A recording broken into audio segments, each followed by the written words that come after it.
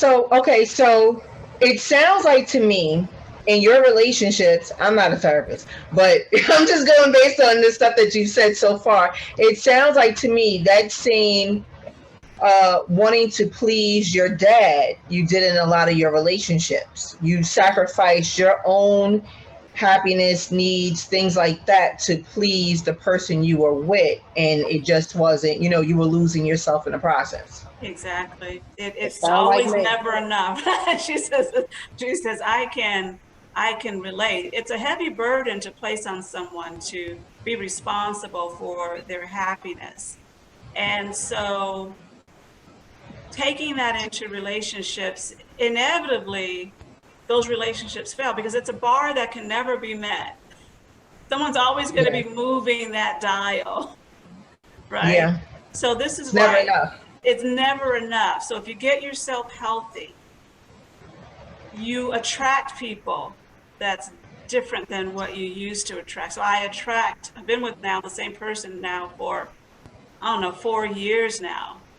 And you'll read about him in the book. I've changed the names of these people, but once you read the book, you'll know I'm talking about T. Dr. T in air quotes. He and I are back together.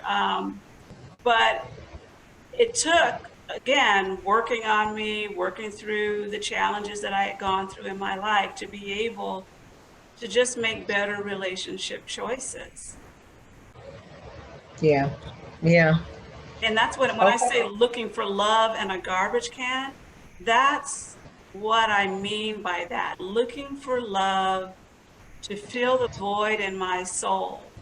And that meant I attracted people who were alcoholics, abusers. I was lifting up the dumpsters and grabbing anything that came out of there, So that was sort of where I was in my life. And so that's why I called the book Looking for Love in a Garbage Can.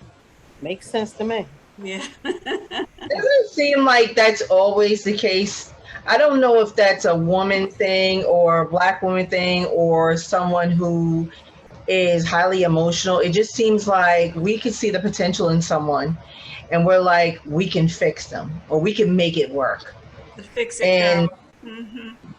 sometimes we can't fix it. They got to We fix can. it. And then, look, And and it's then we it's trauma bonding. That's what it right. is. And then we also come from people who we saw stay together through it all. Through it all. And So, that was my mother. and you look at a situation like, and I'm saying from my own experience, it's like, I'm not a quitter. You know, I believe if my Yeah. grandparents, my granddaddy did blah blah blah, and my grandmother did blah blah blah, so they worked it and stayed together and died, but it's still not Yeah. healthy. It's not healthy.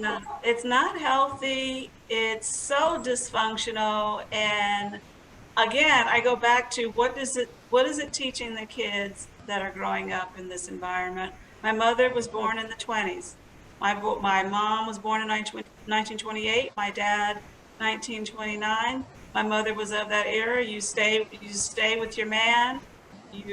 It's the vows were what they were, and good, the bad, sickness and health and all of that. Um, she felt like she needed to stay to keep the family intact. And from my perspective, I would have wanted a separation or a divorce or something.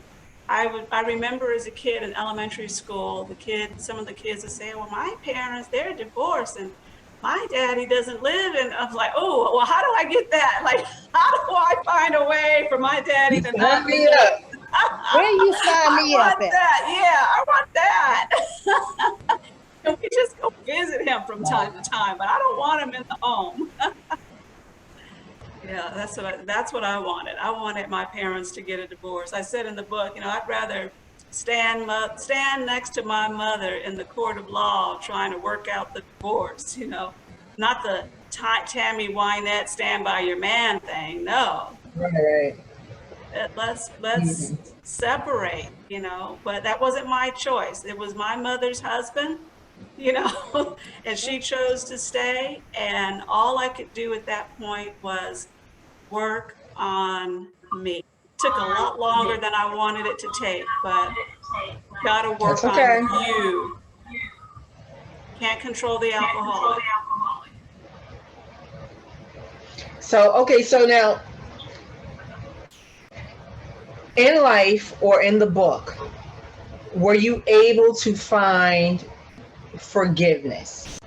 And were you able to say, I forgive you, whether you said it verbally in front of that person or, you know, in front of your dad, or just mentally, I forgive him? Have you ever gotten to that point? Absolutely. That was part of the healing. Remember I told you about that horrible breakup and I went to see a therapist? It was that therapist that really dug in with me with work, some homework, some self-reflection. And it was that moment where she said, you have to work on forgiveness. So here's an exercise. I want you to write your daddy a letter. I want you to write your mommy a letter. And these letters are in my book. And in those letters, I reach a place of forgiveness. I reach a place of forgiveness. And not only did I have to forgive my parents, but I had to forgive me. I forgave myself for any decisions that I had ever made in my life. We all did the best we could with what we had, right? So what I say is this: forgiveness is freedom. Never let ill feelings about people or your circumstances take up residency in your heart. Because then what happens? Your vibration is off, your energy is off, you're living in blame and shame, and you just create an energy about yourself that doesn't serve you or anyone else any good.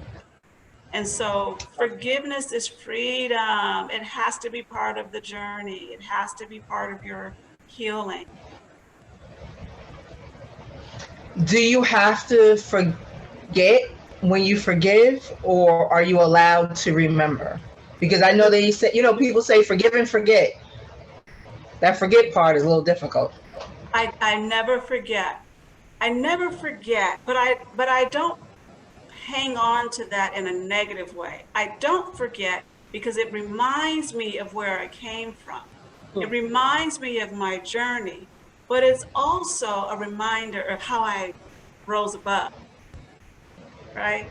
So I can forgive, I don't necessarily forget, and there are oftentimes there are triggers. Now listen, I reach the other side of happiness and all of that, but that doesn't mean I don't get triggered. I see something on TV or somebody says something where it reminds me of the child molester who violated me, or it reminds me of something my father said. But part of the journey is staying the course. Part of the journey is not going back to where you came from, but you can reflect in that moment like, yep, that happened to me. But God, look at where I am now. Amen. Look at where I I am. like how you take the negative and then you throw the positive on top of it. You have to, otherwise you stay in that place. And I don't want people staying stuck. That's where I was. It felt like quicksand. It doesn't feel like I'm finding a way out, but there is a way out.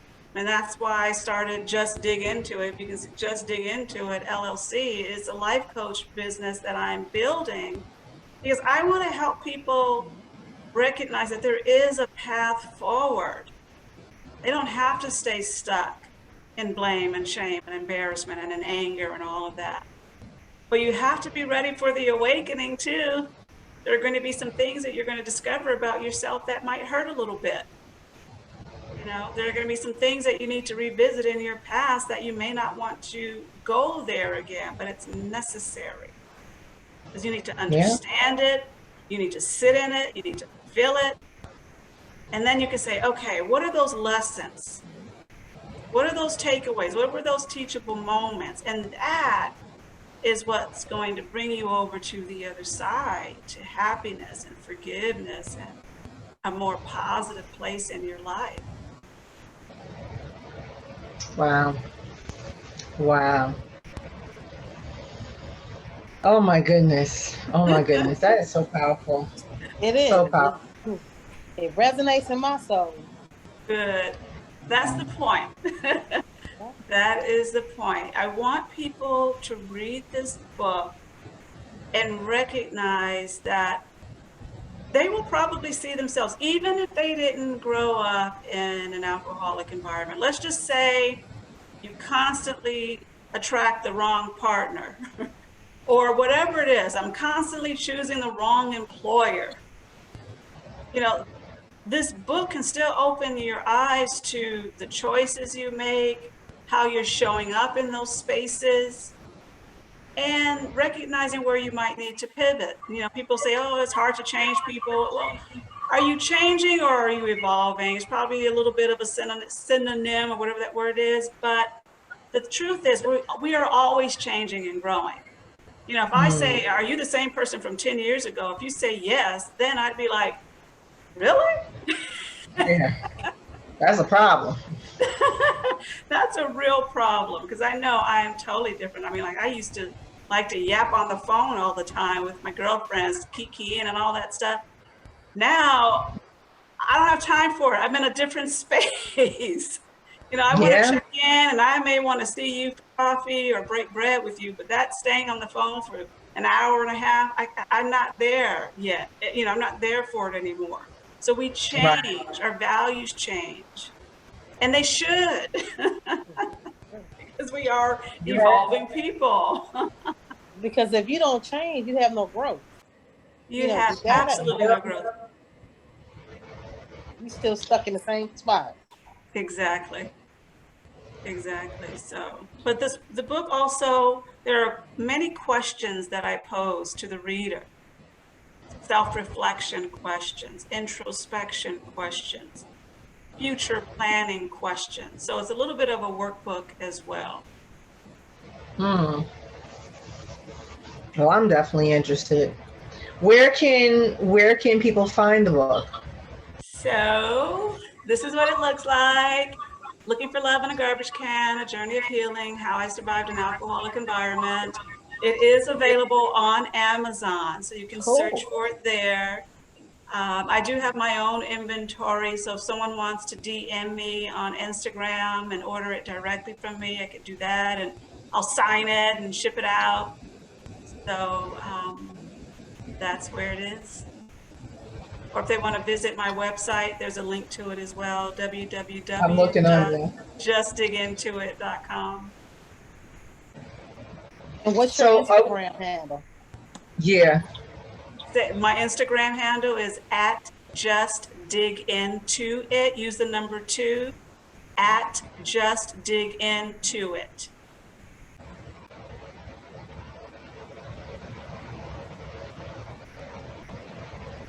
I see you looking it up, Kim. I got it. Oh, great. I'm following you. Thank you. I'll follow back. Yes, yes.